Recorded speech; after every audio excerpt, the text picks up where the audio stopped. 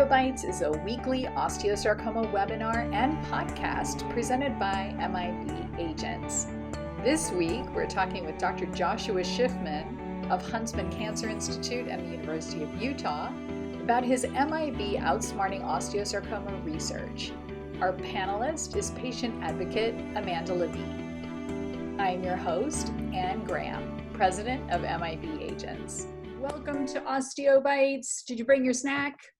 Totally forgot mine, but I do have water, so that's good. We continue our series on MIB Agents funded osteosarcoma research today with our 2017 Outsmarting Osteosarcoma winner, Dr. Joshua Schiffman of Huntsman Cancer Institute and University of Utah. My name is Anne Graham, and I'm an osteosarcoma survivor. MIB Agents started in 2012 with the mission to make it better for Alyssa, who is 10 and treated at the same time as me. We became a 501c3 in 2016 to further this mission to make it better for kids with osteosarcoma. Our mission continues today by providing direct patient and family support, by bringing together the physician, researcher, and patient community in the spirit of collaboration, and by funding meaningful osteosarcoma-specific research. Today is an awesome day at HQ to have Dr. Schiffman with us, talking about his MIB Outsmarting Osteosarcoma funded research, EP53 Loaded Nanoparticles for Osteosarcoma. And I'm sure there will be other research that will be discussed at this time. Indeed. And we are happily joined by Amanda Levine, our osteosarcoma patient advocate. And Dr. Schiffman, with that, would you introduce yourself, please? Yes. Hi, everybody. I know some of you out there. I'm Dr. Joshua Schiffman. I am a pediatric oncologist at Huntsman Cancer Institute, like Ann said, out in Salt Lake City, Utah. And I'm really excited to share actually a whole bunch of different things with you this morning or afternoon, evening, wherever you are in the world. Amanda Levine. I am the administrator of the OS group, the private on Facebook.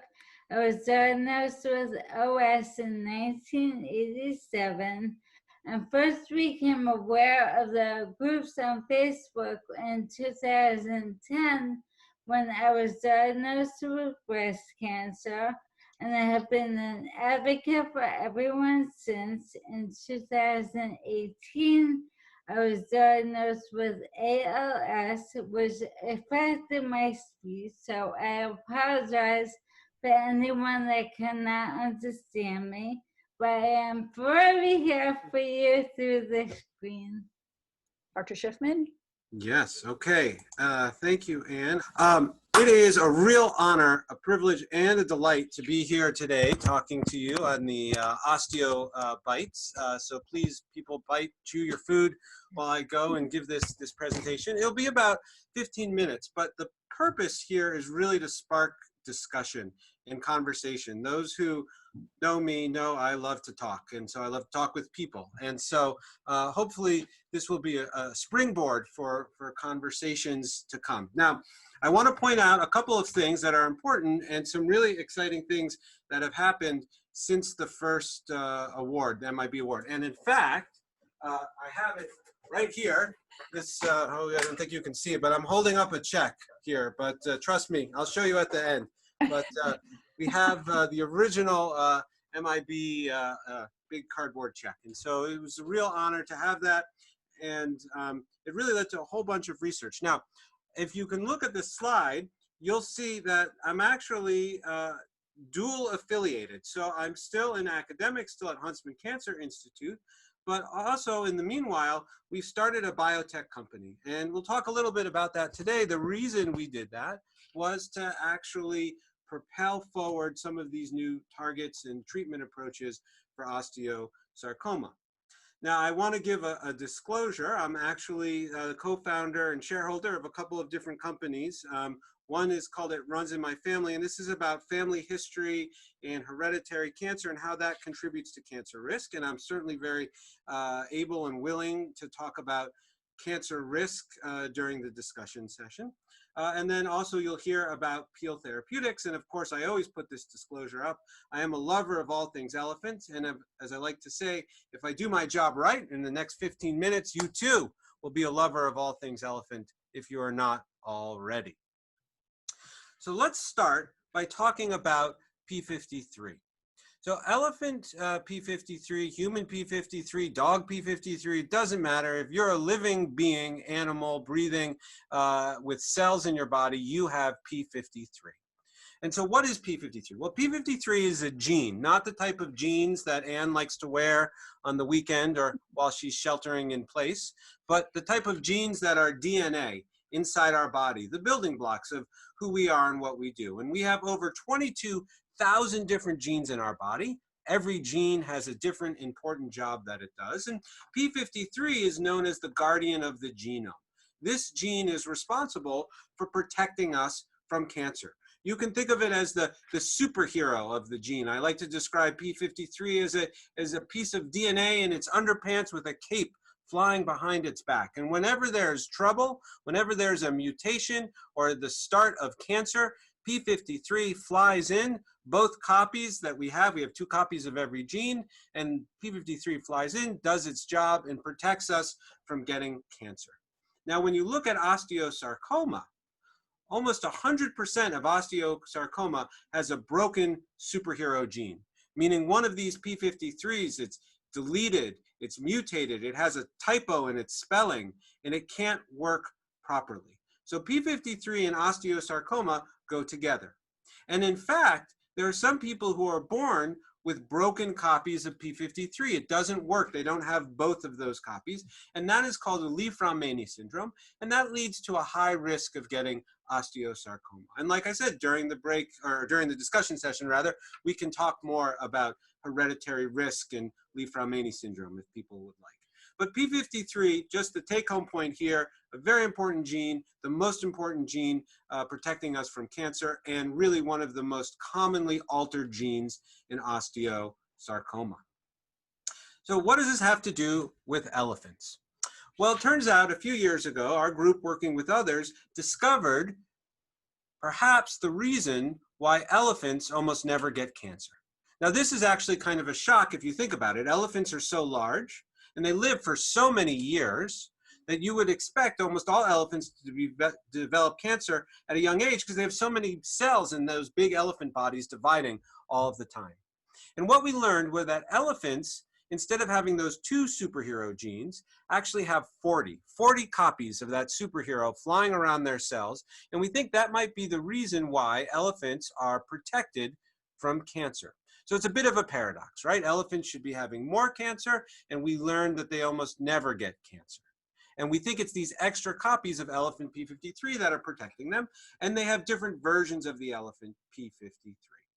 And so this led to this tremendous funding from MIB Agents. This led to a lot of research, and eventually, when we started looking, we said, well, maybe we can make a new medicine based on that. And Peel Therapeutics, you see this on the bottom here, Peel is the Hebrew word for elephant. So we're working with Israeli scientists who are quite brilliant to try to figure out how do we package this elephant P53 and deliver it to patients. Now here is a really fun picture. This is an image, and this was done in our lab at Huntsman Cancer Institute. And what you're going to see is an osteosarcoma cell where we've put in the elephant P53, and that's in green. So I'll play the video here. Let's see if it can work. And you can see this is a single osteosarcoma cell. And wherever you see green, these are copies of a version of elephant P53 that have been put inside an osteosarcoma cell.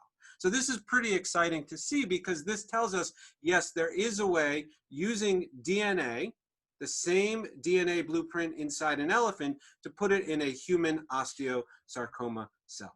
And I'll play it again just because it's so much fun to watch and to see, again, each dot recognizing that is a superhero gene. That is an elephant guardian of a genome. And you're seeing it for the first time in great detail, high resolution, inside an osteosarcoma cell from a human.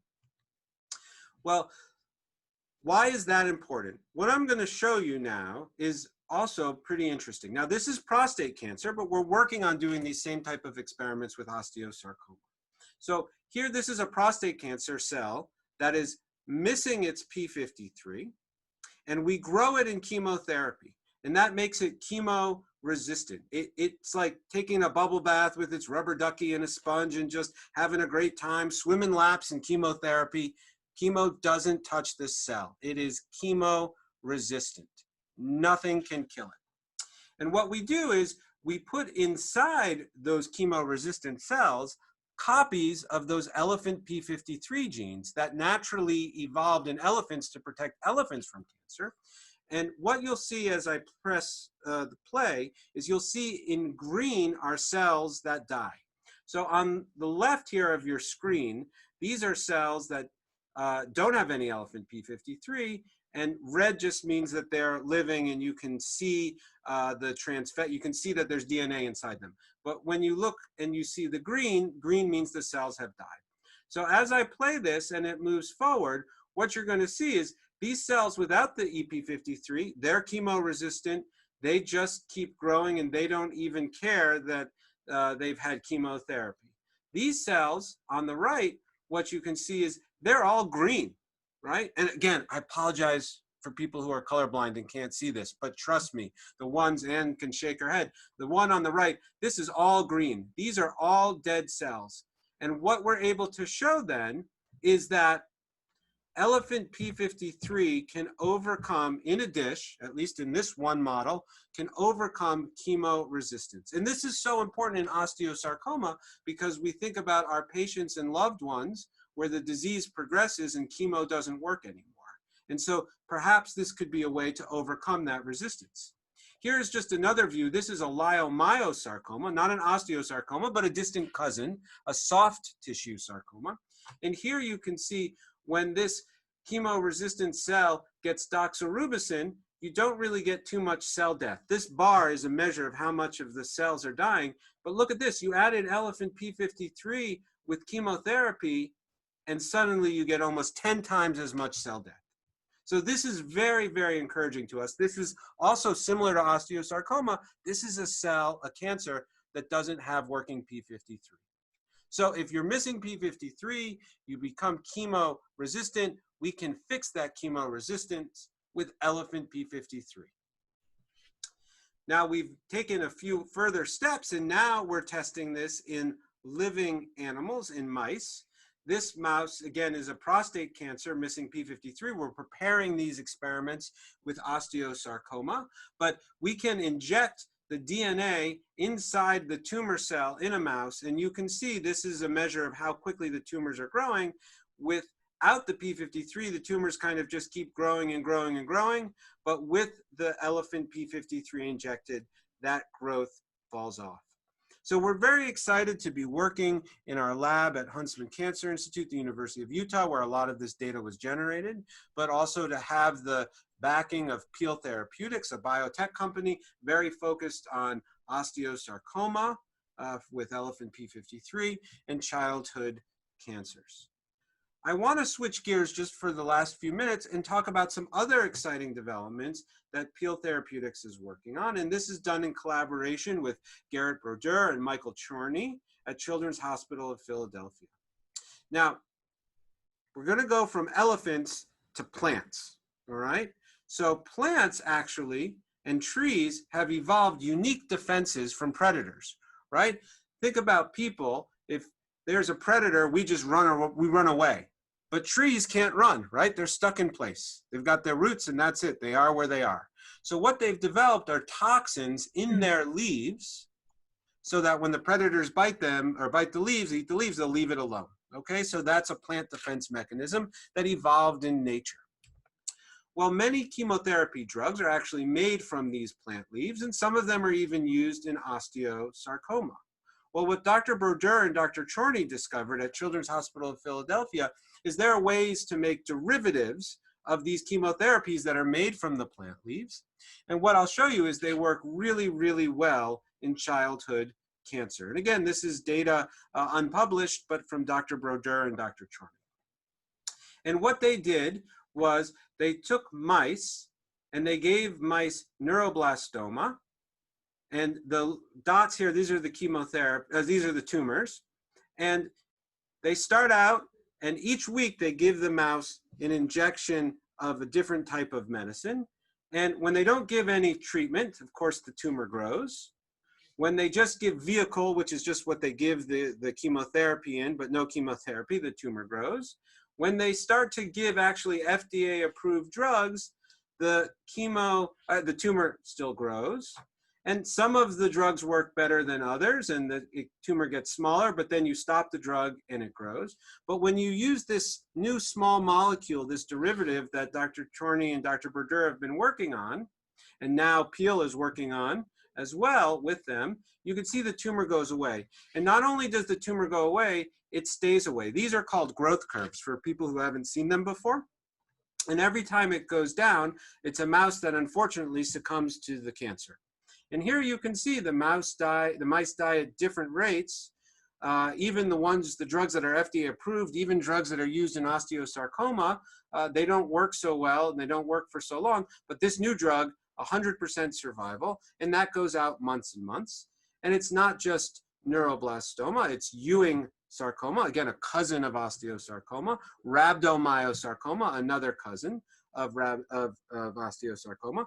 And what we're doing with Peel now is trying to understand the potential of this medicine in different cancers. And of course, osteosarcoma is very, very high on our list. We believe that this derivative is going to have, this small molecule is going to have large implications eventually for the survival of patients with osteosarcoma. And this is what Peel Therapeutics is doing, working with CHOP, working with other collaborators to try to move this drug forward to humans. Now, the last one is really exciting, the last drug I want to talk about. And this is a sort of a new concept in fighting cancer. And this has to do with the immune cells around the cancer. Okay, so we all have immune cells in our body, and the immune cells do a different job, and some gobble up bacteria, some make antibodies. One of these immune cells, called a neutrophil, it actually shoots out some webs, and those webs are supposed to catch bacteria. So if you get a bacteria infection, your neutrophil gets stimulated, it shoots out webs. It's like Spider-Man, right? Boom, boom, boom, webs shooting out all over the place to catch bacteria. And a little bit of web is good. But it turns out that tumors take over the neutrophils. And what the tumors do is they make the neutrophils start shooting out too many webs when they're not supposed to. So there's no bacteria, they're just shooting out webs because the cancer is making them do that. And what that does, it actually sets up these webs in the bloodstream so that if you have a tumor, and it's been really well studied in breast cancer. We'll talk about osteosarcoma in the last few minutes, but in breast cancer, we know that those webs that are shooting out in different parts of the body, that the tumor is making the neutrophils shoot out the webs, they actually catch the cells as they're flowing through the bloodstream. So a woman with breast cancer, the way that the tumor may metastasize is the tumor cells get caught in the webs. So you can imagine that might be happening in osteosarcoma as well. And if you can stop those webs, then you actually decrease the metastatic burden in some cancers. And I'm really excited to show this slide. This is a new concept. This just came out just the other week, okay? And this, I believe, is going to be very, very, very relevant for osteosarcoma, where immuno-oncology, immunotherapy hasn't worked yet as well as we'd like to see, and this may be an explanation why. So in addition to shooting out webs to catch cancer cells that are spreading, these nets actually can wrap around the tumor cells themselves and protect them like a fortress. So that neutrophil shooting out webs like Spider-Man creates a whole web, a sheath, a casing around the tumor cell so that the tumor can grow, and other immune cells, they can't come in. They hit those tumor cells, they hit those walls, okay? And they've shown this in colorectal cancer and adenocarcinoma. But this is not a colorectal or adenoma carcinoma bite webinar. This is osteosarcoma. So what does this have to do with osteosarcoma? Well, Ewing sarcoma, we know that there are nets, okay? What about osteosarcoma? Well, osteosarcoma is associated not with neutrophils, but with macrophages, which is a different type of immune cell. And some of you who know osteosarcoma well know that macrophages are very involved in the tumor microenvironment of osteosarcoma. And in fact, we know that the more macrophages you have in your tumor surrounding your osteosarcoma, the worse your outcome, right? Here's a small study from a few years ago that showed if you had a lot of macrophages wrapped around the tumor microenvironment of your osteosarcoma, your survival was less than 50%. But if you didn't have a lot of macrophages, your survival was closer to 80 to 90%. So we're wondering, could the macrophages be shooting out these types of nets as well? And so why is that important? Well, we're going to go back here just for a second, and we're almost at the last slide here, is that we've learned, again, working with academic colleagues, that newborn babies naturally block the neutrophils from shooting out these webs. And it only happens in the first few days of life. It's like a Mother Nature's dimmer switch that says, okay, we don't want the immune system to get too revved up and too many Spider-Man nets flying around in the first few days of life. We'll let the baby adjust for a few days and then the neutrophils can shoot out nets. Well, that little compound, that small protein called a peptide, or what we call a neutrophil targeting peptide because it targets the neutrophil, actually almost completely blocks those nets from coming out. And so Peel Therapeutics, in addition to working on the elephant P53, in addition to working on the small molecules, which we think are going to be very useful in childhood solid tumors like osteosarcoma, is working to develop this immune modulatory medicine, right? First in class, the first time we're actually using this type of approach to block those nets.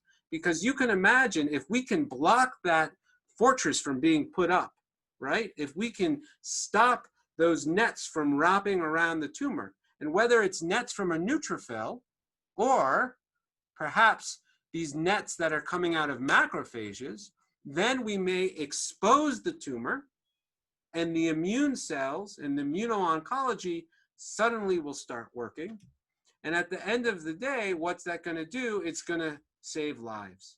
And that's what I like to do as a doctor. That's what my colleagues like to do as pediatric oncologists. That's what we're doing in Peel or Elephant Therapeutics, right? Is we're working together with the best and brightest scientists, the most motivated people, working with folks in our own laboratory at Huntsman Cancer Institute to figure out how do we translate science into new medicines for our patients with osteosarcoma. And so, of course, there are many, many funding agents to thank, especially MIB, right, who really got us started many years ago now. And we're very grateful for everyone. And again, very excited that this is now spun off into a company with all these different approaches.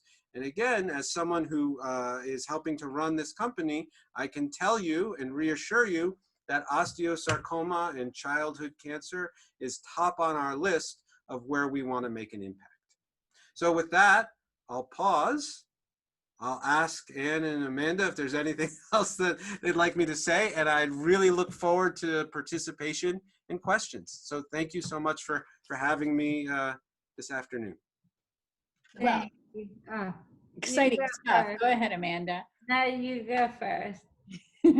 Well, we ask everybody that we funded to tell us something that I didn't know until we started funding research for osteosarcoma, and that is, what impact does a grant from a nonprofit like MIB Agents have?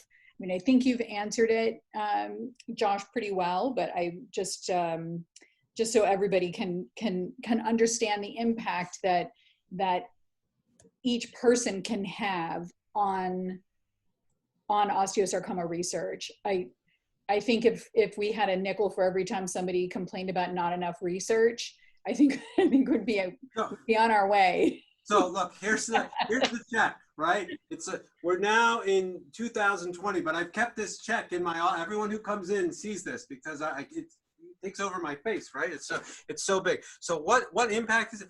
This really kicks us off, right? This is what allows us to move forward, and like we've been discussing today, you know, it's a bit out of the box. It's a lot out of the box, right? An elephant to fight osteosarcoma. What's that all about?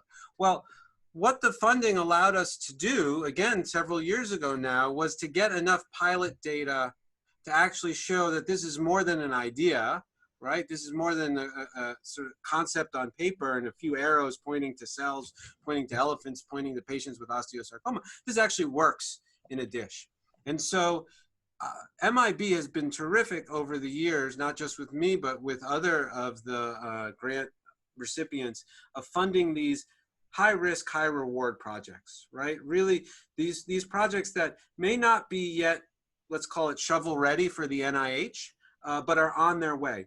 And this has actually, the work that we did, as you know, with MIB allowed us to get funding from Hyundai, Hope on Wheels, and a quantum award focused on exactly this, putting the DNA, RNA of the elephant into osteosarcoma. We're getting ready to do the mouse models with osteosarcoma and really move this forward.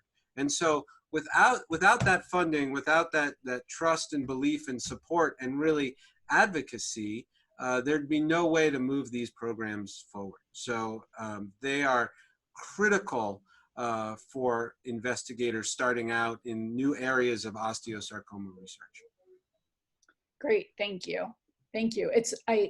Like I said, I really didn't understand what the private sector or nonprofits impact was on medical research.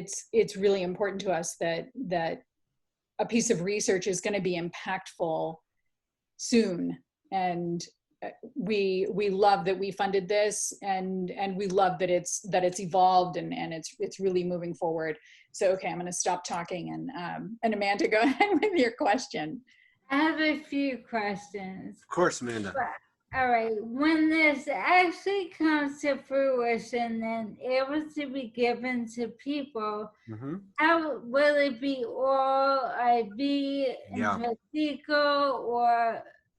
Yeah, excellent question. So it depends which of the different medicines we're talking about. Right now, we're working with what we think will be an IV formulation, actually for all three of the medicines. And again, I'm answering this, you can't tell from my hair, but I've got my peel hat on right now, right? So I'm talking from a drug development company, biotech perspective. And so when you're, moving forward with a new drug, and if you want that drug to get to people as fast as possible, you work with what's in hand. And so although there may be, we hope one day, an ability to put the elephant P53 into pills, right?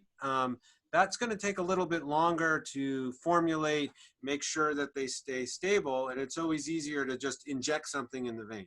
And because every day that goes by that we don't have new medicines for children with osteosarcoma, or teenagers, young adults, even older folks with osteosarcoma, is one day too many, right? We can't have another day go by without trying to get this to people. So that's a long answer, Amanda, to say that we believe it will be IV. Now, when you make a new drug, and this is true for all of the drugs that we discussed today, is you have to make sure it's safe. We have to know what the right dose will be. We have to know how often do you give it? Do you give it once a day, once a week? Do you give it once a month?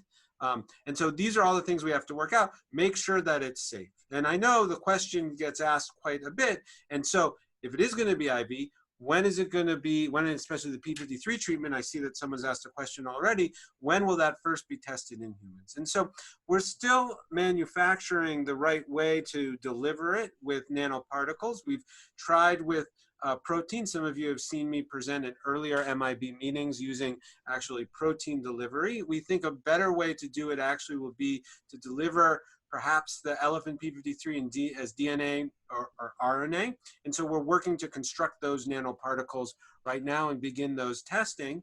Now, other people have tried human P53 and they've had different levels of success. A question that comes up often, and Amanda, is, well, why elephant P53? Why not just put human P53 back? And why do you have to deal with the elephants? Well, turns out that elephant P53 works actually molecule per molecule much better than human P53. You can think of it as being strong like an elephant, right? So it's not just that the elephants have more copies, it's that those copies work in a slightly different way than human P53, and that's something that our lab at Huntsman Cancer Institute has been studying. That's something that the MIB award helped us to really kick off in understanding those differences. And so, long answer to your question, Amanda, IV is going to be we think, at least initially, is the way it will go. And we need to figure out what's the right way to dose it, how safe will it be, and that will still probably take, several years. Each of those drugs has a different timeline to getting to human patients. I'd say the elephant P53 is probably between 3 to 6 years, but we continue to work on it and push on it to make sure that it's safe. Some of the other drugs that I was talking about, they may be quicker and they may be able to get into people, we hope, within the next 2 years if we keep working hard and fast on them. All right, let's go. Hard and fast. Yes, we don't slow down. We don't sleep. We don't sleep at all. Go ahead. Who would be eligible? Would it be the newly diagnosed, the people that have metastasized and recurred? Yep. So I think these drugs, especially the small molecules, will work really well in metastatic patients. Now, the way most drugs are developed, and this is changing, and I'm glad to see that the drugs are moving forward in childhood cancer, but usually they're tested first. Usually they're tested first in metastatic patients, right, in the phase 1 trial, and then they move to primary tumors. Now, there's certainly a role that the NETs have with preventing metastasis in the first place and helping with immunotherapy. So, Amanda, we're not sure. I guess I'm not really answering the question because we don't know yet. I mean, Okay. I'd like to see it make an impact in metastatic patients because that's when we need it, but to even have it up front would be the best possible place because we think that's where it'll be most effective and most efficient. 2 more questions. Of course. If someone has Leaf-Romani syndrome, do you think this could help them with every kind of cancer they could get, or because I know it's Yes. So great question. We're not sharing the screen anymore, right? Okay. We don't have to share screen. That's fine. So, so Amanda, you want to know about Leaf-Romani syndrome. So there's 2 things to think about with Leaf-Romani syndrome, and then it would be this. It would be, can you use it for prevention, right? And treatment. And if it's prevention, is it preventing all cancers? And if it's treating, is it treating all cancers? Well, it turns out that, yeah, it actually, we think, could work for all cancers, not just osteosarcoma specific. Prevention, like I said, when you're developing a drug, it's much easier to show that something works in the sickest patients where you already have cancer. We would like to see a role for this in preventing cancer. We've heard at some of the factor meetings some fantastic discussions about dogs and osteosarcoma. And working with our veterinary colleagues, we may figure out ways to prevent cancer, prevent osteosarcoma in prone dogs that are susceptible to osteosarcoma. And then we can think about how would that translate to human patients. Look, I always say this, Amanda, as a pediatrician, right? I'd much rather prevent disease than treat disease. I want to prevent cancer and not have to worry about treating it. So that's the ultimate goal. It takes a little bit longer to get there from a drug development perspective because, as you can imagine, right, if you want to show that you prevent cancer, it takes many, many years to show that, which is why, again, working with our colleagues in the veterinary world would be so helpful. We do think, though, it will work on all cancers because almost all cancers have a defective P53. But the reason we think it will work especially well in osteosarcoma is we know from our work and others that P53 is so critical in the development of osteosarcoma. And again, it's almost always missing one way or the other. Mm-hmm. Thank you. Yeah, thank you, Amanda. Great Would question. it be an international trial, like Israel and the USA? Yes, yeah, we think it, hopefully Europe, hopefully all over the world. So, Thank you. yeah. We love elephants. Oh, then I did my job. Everyone loves elephants. 2017. I did it right. What other questions do we have, Ann? You're muted. Oh, am I muted? Okay. No, not you, Me. Ann. It's me, sorry.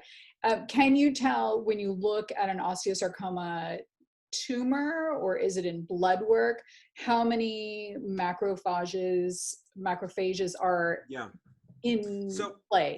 There are a couple of different ways you can measure it, and this is really a new focus of our research, both in Peel, and we're thinking about at the University of Utah as well. There are ways to measure levels of the extracellular DNA in the blood. Now, some people have talked about measuring circulating tumor DNA. One of our colleagues, Brian Crompton, who's well known in the world of osteosarcoma, has many studies looking at extracellular DNA, which you can measure in the plasma of patients with any type of cancer. And so you can look for extracellular DNA, but you have to be able to distinguish it from whether it's actually from a tumor, from a macrophage, from a neutrophil. And that's not always so easy to do quite yet, but there are people working on that. A more reliable way is to just look at the tumors themselves. And you can look at the tumors and you can see, we already know this, that, and it's not our, other groups have shown this, that macrophages are all over those tumors, right? They're really part of the inflammatory component associated with osteosarcoma. And what we're doing now is beginning to look to see, can we see these extracellular traps? And that compound that I mentioned, we need to test to see if it actually works in neutrophils and macrophages.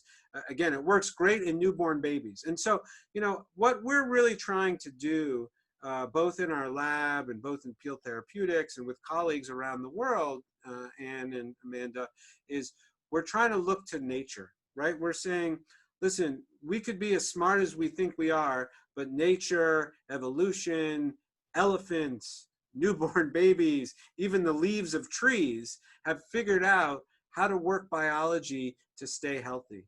And what we need to do as scientists and doctors caring for patients is understand, how do we translate that into new medicines for our patients, especially for our patients with tumors like osteosarcoma. Yeah. What always strikes me is whenever you discover something, it's just the top, it's the very tip of the iceberg. There's so much more that we don't know, that we just need to fund research. We need research so badly certainly in osteosarcoma, who is lagging behind desperately as we in the osteosarcoma community, it's well known to us, but it just illuminates how much more research we need to fund. Yes. And it's really, many times it's as simple as just funding a researcher in a lab. Yeah. At $80,000, $100,000 a year. It doesn't take a lot, and every single dollar helps, right? And if what we need as research scientists in academics and also in biotech, to be honest, is we need enough evidence. We need this initial pilot funding to take these ideas and see if they're going to work. And again, you know, to make a new drug costs, and to get it to patients costs hundreds of millions of dollars. And we don't expect MIB Agent, right, to fund hundreds of millions of dollars. That's not realistic. And that's why you start a biotech, right? That's frankly why we started Peel Therapeutics. We said, listen, we've got these initial grants, we've got this funding, it's really exciting, it looks good, we've got enough evidence that this may actually just work. Now let's transition to a different mechanism, in this case a biotech, Peel Therapeutics, where we'll be able to attract investors, venture capitalists to fund the hundreds of millions of dollars that it will take to run the clinical trials that Amanda, we were talking about with metastasis and first in human. And so that cannot happen without this initial pilot funding to really test and make sure that these ideas are scientifically sound. And it's such a crucial role, because without this initial funding from MIB and nonprofits, research is going to be dead in the water. You need it. I can't emphasize enough how helpful it was to us initially, starting out, and to all of my colleagues. Every single dollar makes a difference of moving the science forward, and it's forward towards the patients with osteosarcoma. Right. You can't give from an empty cup. Exactly. Amanda, did you have a last question there? Oh, you're muted now. Since you told about P53, which is a gene, is there any sense in directly sending it to the central nervous system? Or no? So can you explain the question a little bit more, Amanda? Like I know with certain genes, they give in intrathecal injection. Oh, I see what you're saying. Yeah. Yeah. So. Yeah, sorry. Yeah, no. So what you're talking about is when we have medicines, right, there's a blood-brain barrier, which is a good thing, right, because it keeps things from going into our brains that we don't want there. But sometimes the blood-brain barrier is so tight that those junctions, it's hard for medicines to pass through. And so sometimes you have to inject them directly into the spinal cord to get to the brain. And again, these are all of the experiments that we need to do to understand what is the distribution, right, of the drugs. What are the pharmacokinetics, the pharmacodynamics? If you give an injection, how long does it stay in the blood and where does it go in the body? P53 is a gene that's in all of the cells in all of our bodies, whether it's a neuron, right, in our brain. So brain tumors that develop are missing P53 quite often. Okay, so it's definitely relevant to know whether the medicines that we're working on or that anyone is working on, whether they actually end up in the brain. And so these are things that we need to test. Okay, thank you. Yeah, absolutely. Great question, Amanda. Thank you. That's a good question, Amanda. I agree. I also think we need to get you back to work because we need this to start working. So thank you. Yes. I wanted to also say thank you to Amanda, of course, Dr. Schiffman, for your work. That is very exciting, and we just can't wait for it to all come to bedside. That would be fantastic. Yes. Sooner the better. Next week, in the meantime, we will be joined by Tana Osborne-Simpson and Nicole Gross of the Amputee Coalition. They will be talking about their programs to make it better for people with amputation and limb difference. In addition, we'll be talking about our Ambassador Agents program with them, which was informed by the Amputee Coalition Certified Peer Visitor Training Curriculum. So that is going to be a cool OsteoBites coming up. And also wanted to add that if you can help us outsmart osteosarcoma, please do. During this time, our donations have dropped and need has increased for direct patient support programs. The hospitals have had to cease their art and pet therapy programs, and only one parent is allowed in with each osteo warrior, which increases isolation. So we really do need your help for some of our programs that help alleviate isolation for kids with osteosarcoma. Please consider donating via the link provided after this presentation or on our website. We will be grateful indeed, and we promise to use our powers for good there. Please also know that this video and podcast versions of this and all OsteoBites sessions are available on our website, by clicking at the top bar it's a blue bar at the top of our page at mibagents.org. You'll have access to all of it. And finally, thanks again for joining us today. And of course, thanks to our guests, Dr. Schiffman and Amanda, our amazing osteosarcoma advocate. And stay safe, everyone. And of course, if MIB agents can be help to you, please let us know. We know this. Together, we make it better for osteosarcoma kids everywhere. Have a great week. Please join us next week when the Amputee Coalition's Tana Osborne-Simpson and Nicole Gross will be talking with us about their programs, services, and partnerships for people with amputations and limb differences. Until then, please help make it better for kids with osteosarcoma. Visit our website at mibagents.org.